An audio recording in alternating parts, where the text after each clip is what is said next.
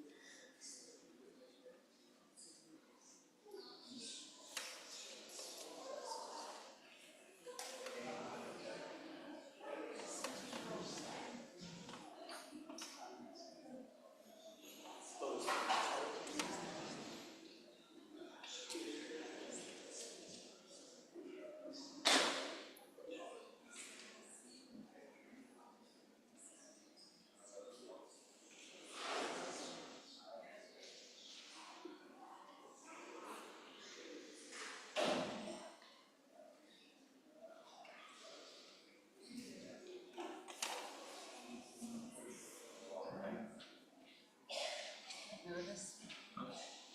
Nervous. Yeah.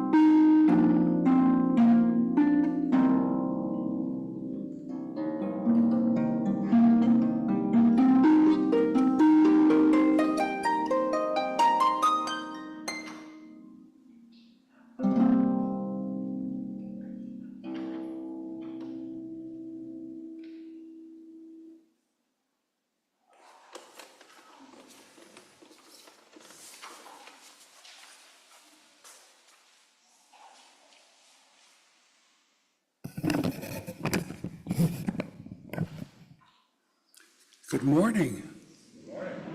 Welcome to the Unitarian Society of New Haven. And for those of you who are in the sanctuary, as well as online via Zoom or YouTube. I am Rich Stockton, your worship associate today. You can refer to me with the pronouns he and him. And we're happy to have our minister, Stephen Kendrick, joining us today on this summer Sunday. If you're joining us for the first time, we're so glad you chose to spend this time with us. We are a diverse, multi-generational faith community that inspires lives of compassion and generosity, nurtures spiritual growth, cultivates transformative connections, and creates a more just world. This is a congregation that believes in the right of all people to make decisions about their own health care and about their own cultural and gender identity. We believe that Black lives matter and that all people are inherently worthy. And this is a year in which hard, brave choices will be required of all of us.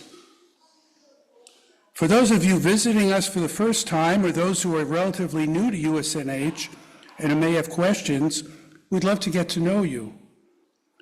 You are welcome to grab a cup of coffee or tea and join members of the Connections team at the visitors table in the far right corner of the social hall after the service. You can also contact us by email at membership@usnh.org, or you can go to our website, usnh.org, to find out more about us. I have some announcements, and you can read more details in our order of service or newsletter.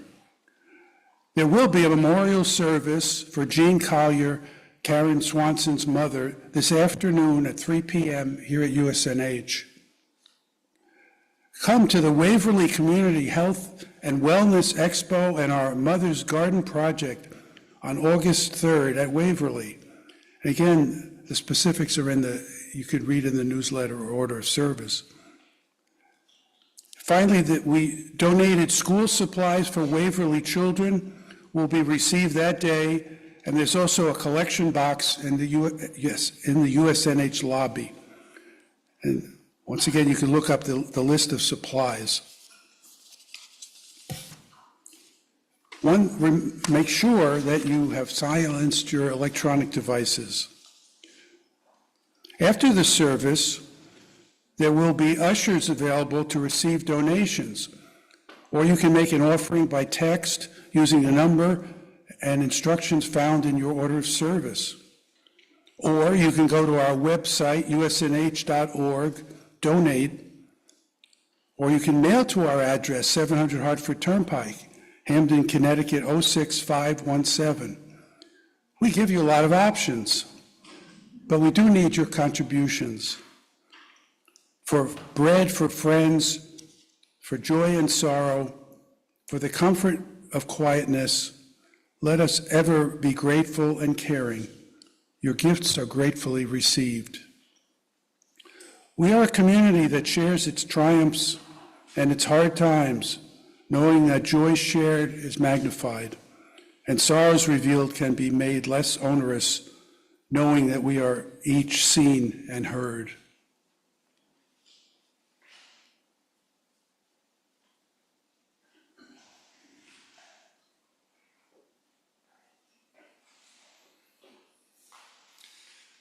Thank you, Rich. Good morning. We light the chalice with words from William Schultz, past president of the UUA. This is the mission of our faith, to teach the fragile art of hospitality, to revere both the critical mind and the generous heart, to prove that diversity need not mean divisiveness, and to witness to all that we must hold the whole world in our hands. This morning, as we light our chalice, we do so in honor of a member who died this week. Bruce Weston, 92, died this week, and we send our love and condolences to Polly and to his children.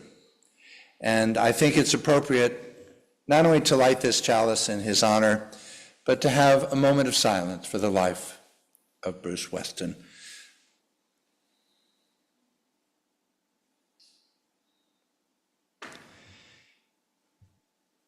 May his name be honored.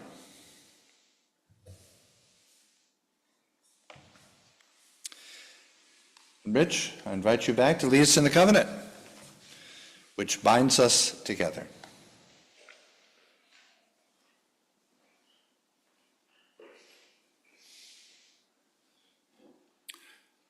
Covenant lies at the center of how Unitarian Universalists gather in community. We are united not by a particular set of beliefs, but by the promises we make about how we will be together, how we will treat each other, and how we will seek to mend relationships when we fall short of our aspirations. Each week we recite together a brief version of our covenant.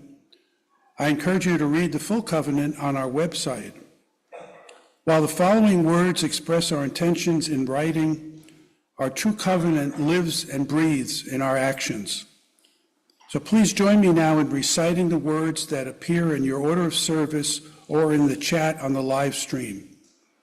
We covenant together to create and nurture a culture of respect and kindness, and to engage in spiritual and everyday practice of loving more generously. To this end, we will strive to be open, value differences, listen deeply, use kind language, speak out truths, work with conflict, seek humor and joy. And now, please stand if you're willing and able we will sing hymn number 18 in the gray hymnal, What Wondrous Love. It's number 18.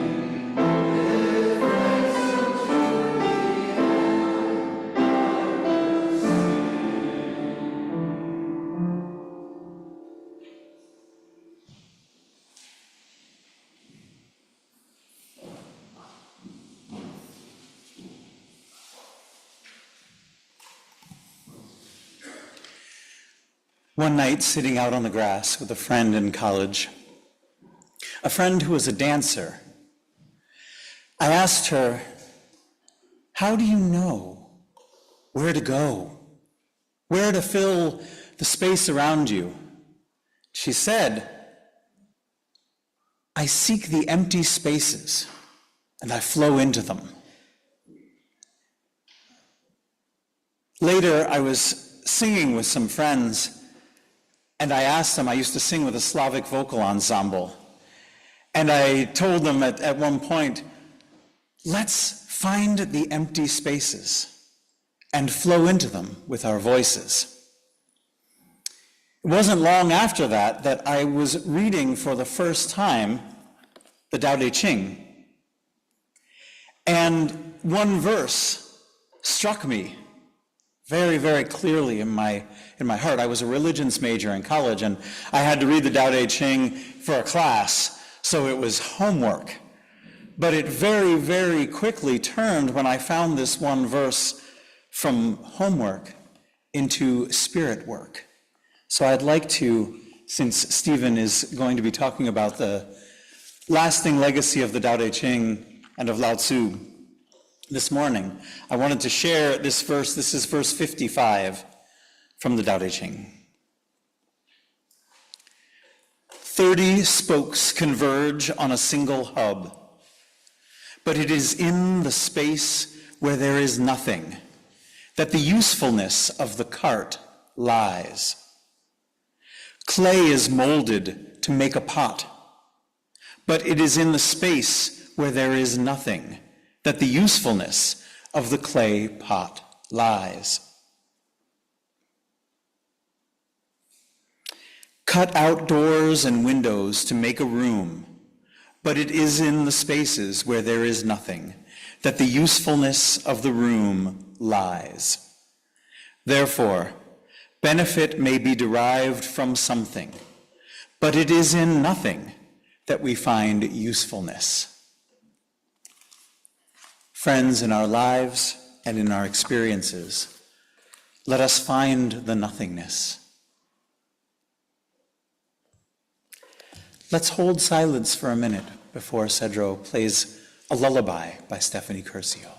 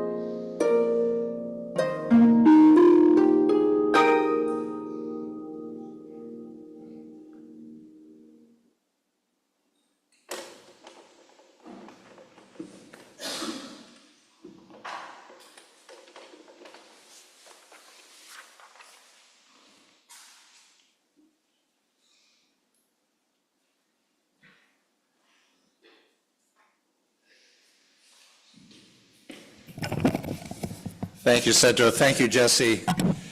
I remember when I first went to Boston, my predecessor, and it turns out my successor at First Church in Boston, used to leave for Maine the third week of May and return on the third week of September. And I was told as a young minister that the reason that Unitarian ministers did this is that we were the only denomination that God trusted over the summer. And besides, we were all driving ice cream trucks. But this turned out to be apocryphal. And I often went to church in the summertime. And I remember in that first year, I showed up one summer morning and everyone looked at me aghast. And one member said, "Stephen, for God's sakes, what are you doing here?" And I said, "Well, I'm a member. I like to come and sit in the pew, and I like to worship with you." And they shook their head. They just never heard of such a crazy thing. But I'm with you this morning, and I'm really glad to. And I'll be preaching again in August. And we have a responsive reading which may be helpful to you if you've experienced the last week as I experienced it, as sustained madness on a global scale. Please turn in your hymnals to 602, If There Is to Be Peace, also from the Tao Te Ching, 602.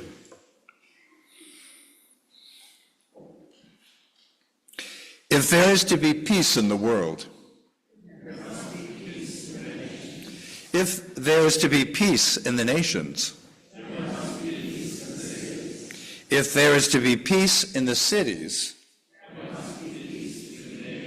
and if there is to be peace among neighbors, and if there is to be peace in the home,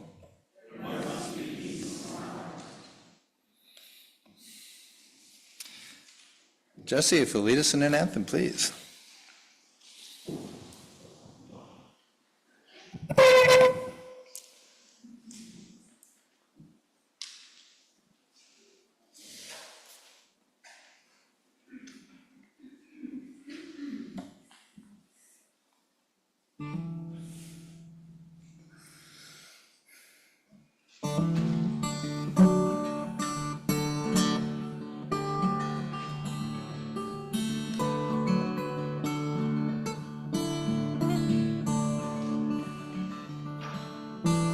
There's a forest in each acorn shell. There is water down in a long dried up well. There is power I can't understand, living in every single cell. I use it to hold the walls up. I'm trying to hold the walls up. Words form jungles, beautiful and deep. Dreams build futures even while we sleep.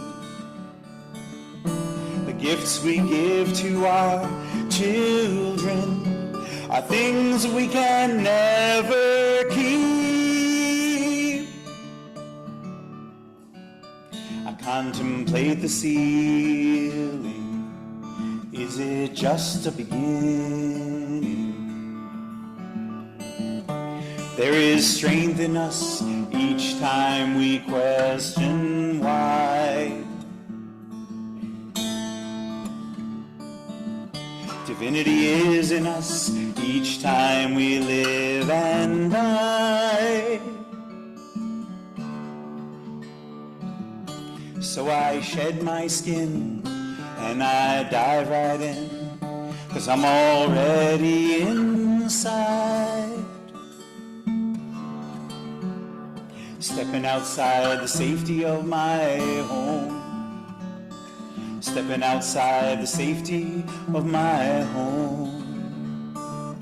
And plant a forest from an acorn shell. See the whole world spinning in a single ocean swell. with the power I now understand, living in every single cell. Only life now, only home, only home.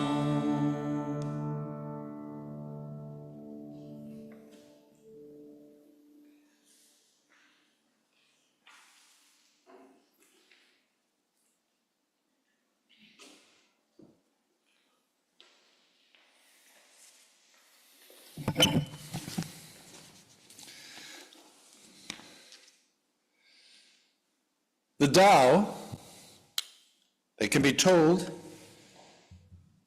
it's not the eternal Tao. The name that can be named is not the eternal name. And the nameless is the beginning of heaven and earth, and the named is the mother of 10,000 things. Ever desireless, one can see the mystery. Ever desiring, one can see the manifestations. These two spring from the same source, but differ in name. And this appears as darkness. Darkness within darkness. The gate to all mystery. So says the very beginning of the Tao Te Ching. It is the way. It is the path. It is the gate to mystery. Well, why am I preaching about that this morning?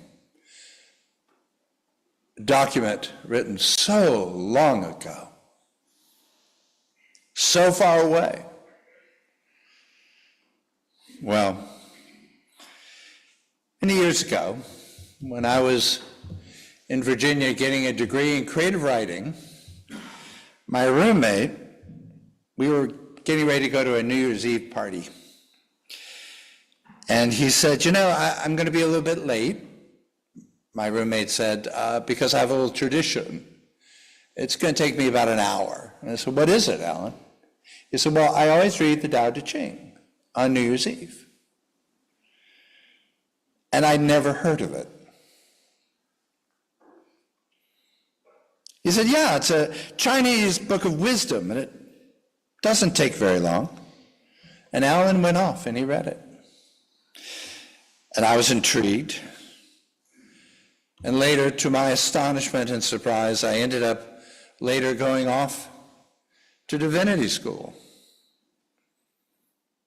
Don't worry, I didn't get divine. It doesn't work that way.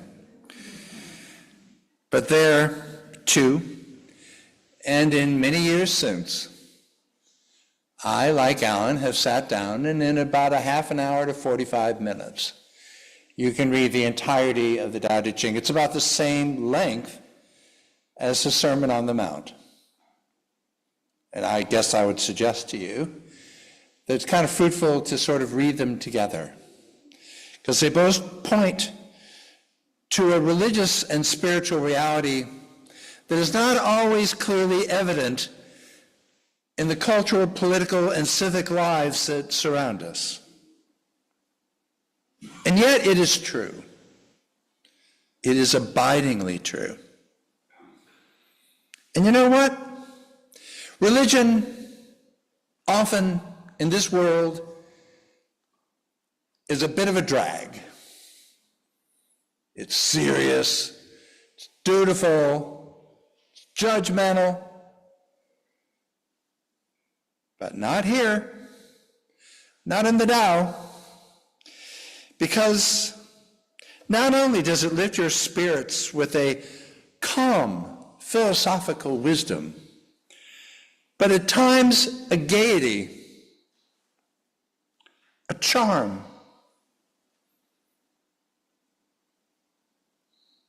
In fact, Lao Tzu, the author, said, if you read my words and feel judged, it turns out you were a bubble. Where did the Tao come from? It's very old. According to tradition, Taoism originated from a man named Lao Tzu. He was born about 600 years before Jesus. He's kind of a shadowy figure. He may not even be a real person. We don't know. As a matter of fact, the name Lao Tzu actually means old boy or old fella. If you want to get highfalutin, old master. But he was an unusual teacher because he was quite irascible. He liked to be by himself. He was a person who kept the archives, as said, in the native western province of China. And finally, he got fed up with the chaos and warfare and unhappiness of his time. And he decided that he was going to leave. He got onto a water buffalo, and he headed out the gates of that province to head probably into Tibet and into the shadows of history, even deeper than whence he had come. It is said in the legend that the gatekeeper stopped him and said, "You cannot go until you've shared something of your wisdom." And so it is said he went up to a gate tower and he wrote for 3 days. And that's why the Tao is just so short. This solitary recluse with a lively sense of humor has left us something very precious. And it was an important time in human development. If you'd been alive at the time of Lao Tzu, you could have started in Athens and met Socrates. You could have gone over to Israel and met the prophet Isaiah. You could have traveled east and met Zoroaster. And further east, Confucius, Buddha, and Lao Tzu. They all lived in the same lifetime. Imagine. It's hard to believe, but true. Now, I feel a little odd this morning. I think it's a beautiful, appropriate summer Sunday morning sermon, but the Tao says pretty plainly, those who know don't say, and those who say don't know. But since I'm kind of being paid by the word, here I am. Apparently, Confucius did meet Lao Tzu and was confused by him. Confucius was a man of astonishing discipline. He saw all of life, the universe itself, society certainly, as composed of strict hierarchies of duties and responsibilities, loyalties and commitments. And it was all encoded and made almost legalistic. And it survives even into Chinese society today. And Confucius was really confused by Lao Tzu, who attempted to blast away all systems, all ways of thinking that we normally think about in terms of religion and ethics, right and wrong, duty, responsibility. Lao Tzu was a different kettle of fish for sure. And as a matter of fact, he wrote, "Now, said Confucius, I know a bird can fly, and I know a fish can swim. I know animals can run. Creatures that run can be caught in nets, and those that swim can be caught in a wicker trap. And those that fly can be hit by arrows. But the dragon, that is beyond my knowledge. It ascends to heaven on the clouds and on the wind, and today I have seen Lao Tzu, and he is surely a dragon."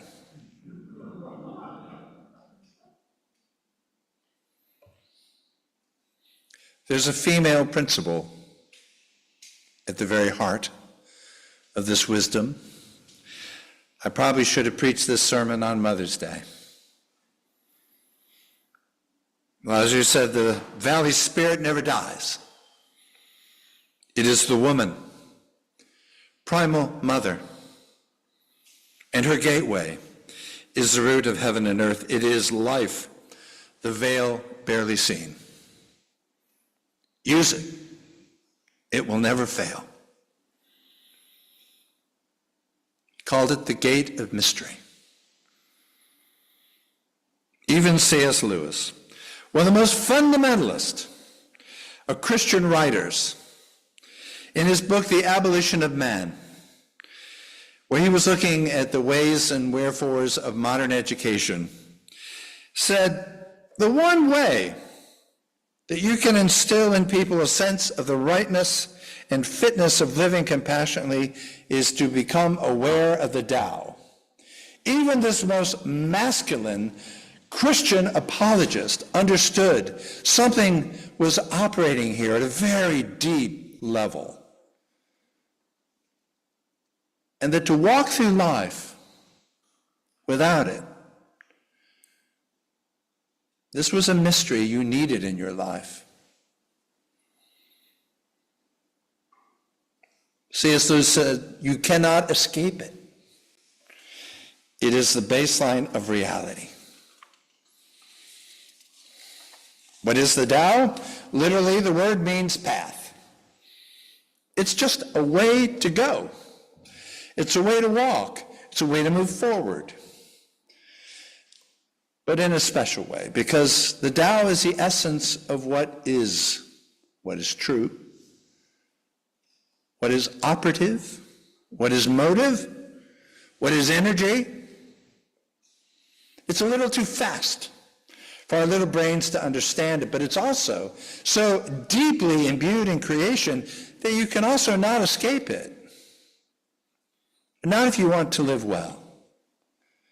Not if you wish to cope with grace and serenity and some measure of peace in an unpeaceful world. All the things that life is going to throw at you. And the problems of life that we sometimes create within ourselves. It's true. It says over and over again that the Tao that anyone can talk about is not the true Tao. But let's just get as close as we can using the fragile and humble and very clumsy and awkward thing that we call words. And I sense that you sense where we're all moving to. You know that what I'm pointing to is inside you already. Words can simply invoke or remind us of realities that are alive right now in us. But they don't signify all that is true. Above and beneath and beyond is the womb out of which all life springs and to which it returns. The Tao tells you this is the mystery of who you are. And the mystery of all mysteries, it is the way of the universe. And the word Te, Tao Te Ching, Te means power, this energy you discover within yourself. It's the difference between something that is alive and something that is dead. It is breath. Pneuma, as the Greeks called it. It is the spirit, as the ancient Hebrews said it. And the ancient Chinese called it Te, the energy that you share with all that is. You're not above it. You can't dominate it. You can't control it. You are simply of it. And it's breathing through you, not the other way around. And so at last, it becomes our responsibility not to figure out religion, not to learn to control it or others, not to become better than we can be, but rather to gently, almost effortlessly, learn to breathe the way the universe breathes, to ride its tide, to delight in its flow, to understand that there is in this energy what the Chinese called wu wei. It is sometimes called inaction or nothingness. To Western ears, that seems paradoxical. Sometimes to some ears, nonsense. How can nothing be the answer to everything? Are we just supposed to sit back and let life roll over us like a 10-ton truck? No, that's a significant misunderstanding of the creative quietude that the Tao Te Ching tries to remind us of, tries to give back to us if we have lost it. It's not a vacant attitude of idleness or stepping back from life. No, this is true engagement. Wu Wei is the supreme action. It is the precious suppleness of life. It is simplicity and freedom and effortlessness.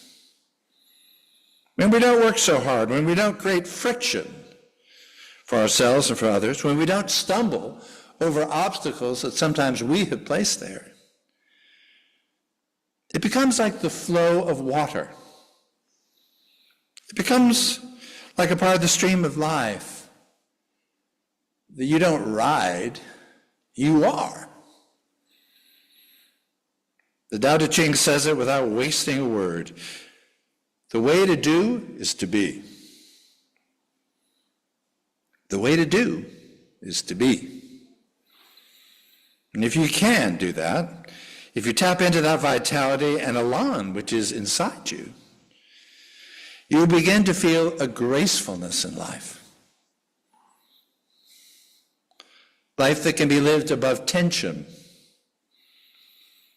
And the natural phenomenon that the Taoists saw as bearing the closest resemblance to the Tao was that of water.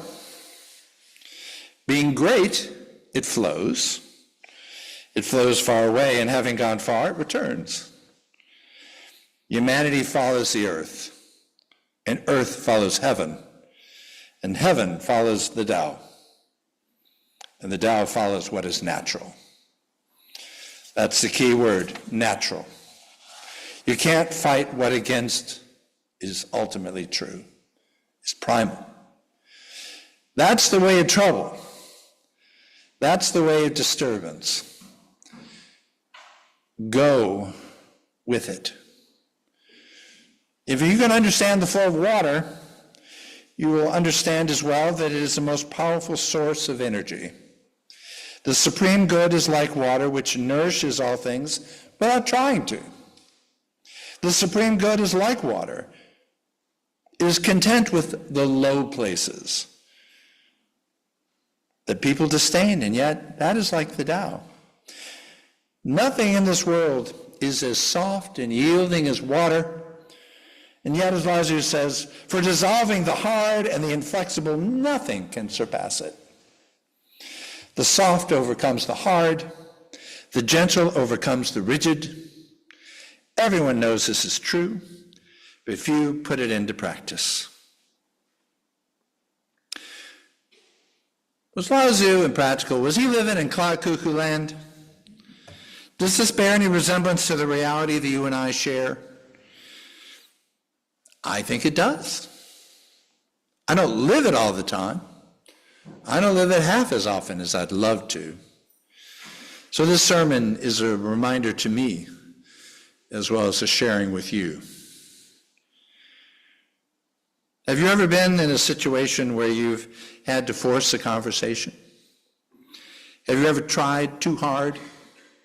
Have you ever been awkward and uneasy when you tried to reach across a void between two others? Have you ever been in a situation where conversation came easily, where you didn't even need to talk, where a gentle expression said it all? Have you ever tried to do something hard, and you practice and you practice and you work, and then one day you just give up? But then it comes. Then it's natural. It becomes part of your hands. It becomes part of your body. It's no longer merely in your head. One of the great Eastern figures of wisdom that we can quote, the great yogi, Yogi Berra, said, "How can you think and hit a ball at the same time?"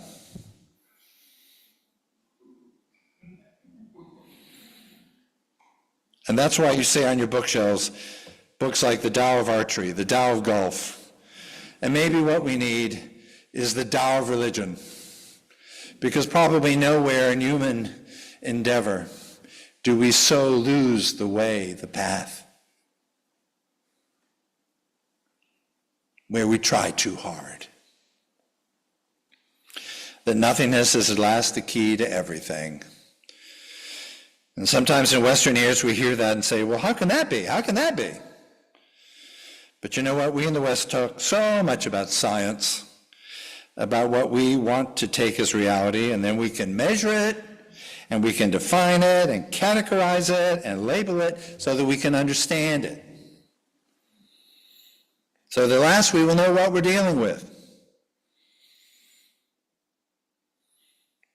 But Lao Tzu saw reality as a mystery, not as a problem to be solved, but rather as something that can be fully experienced. That's good mystery. And even here, science is catching up. The Big Bang, we are told, came in a particle of a millisecond of nothingness, of what some physicists refer to as a vacuum fluctuation.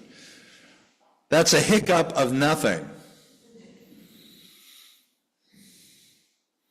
The energy that constitutes everything that is a movement out of that nothing. If I can say it another way, that maybe Lao Tzu would approve, the universe comes from a place where it is pregnant with nothing and all that will be. And so this morning, the highest good is like water. Life gives, like water, life to 10,000 things and does not strive. Lao Tzu says it flows in places that we reject. And a little life advice from the man who was like a dragon, irascible and yet gentle. The old man who said, why? He said, in dwelling, be close to the land. In meditation, go deep in the heart. In dealing with others, be gentle and kind. In speech, be true. In ruling, be just. In business, be competent. In action, watch the timing. No fight, no blame. We begin and we end in the same place. The place of mystery, where life's problems are not to be solved, but rather life's joys for our hearts to open up into. Because the way that can be told is not the eternal way. The name that can be named is not the eternal name. The named is the mother of 10,000 things. And you can see the mystery. Darkness within darkness. The gate to all mystery. The mystery we call our lives. It is a way to walk. Amen.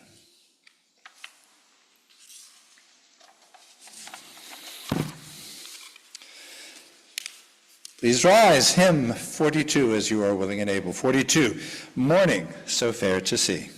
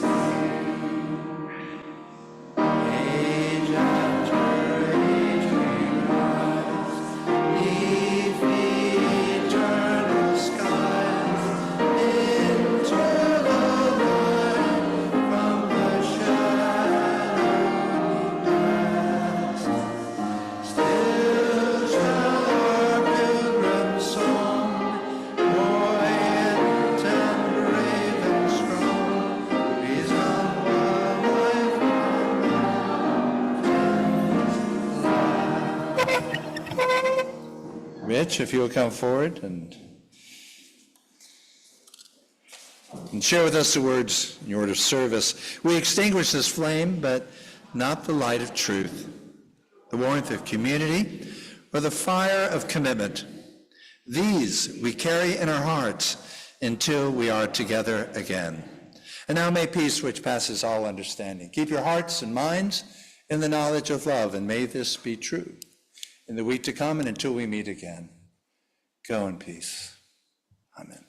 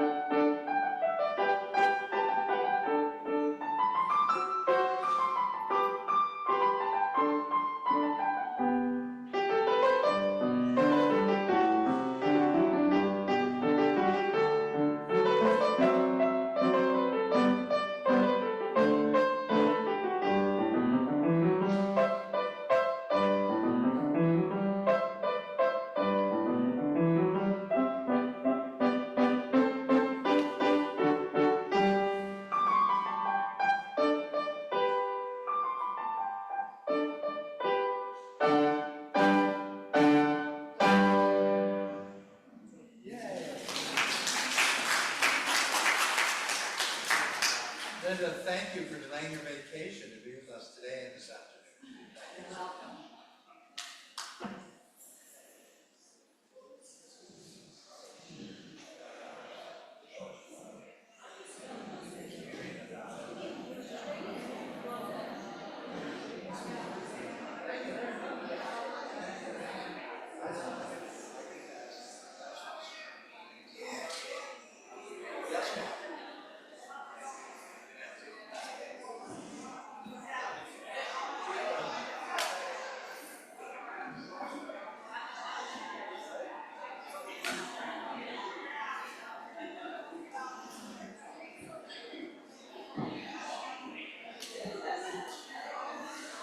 Good job as usual. Thanks, Tom.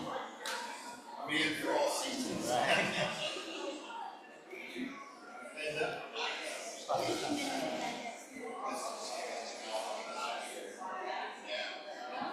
in the days, One of the